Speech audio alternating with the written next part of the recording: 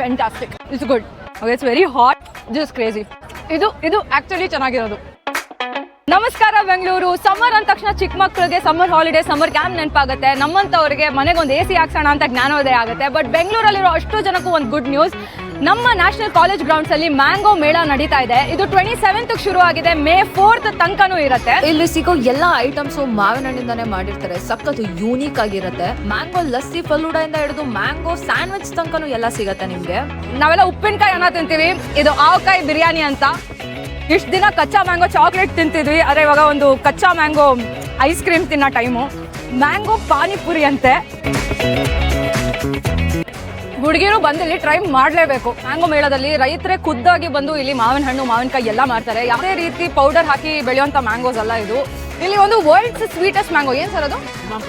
ಇಮಾಮ್ ಪಸಂದ್ ಅಂತ. This is world's sweetest mango. Evenings ಅಲ್ಲಿ stage program ಮತ್ತೆ ಲೈವ್ IPL ಸ್ಕ್ರೀನಿಂಗ್ ಕೂಡ ನಡೆಯುತ್ತೆ.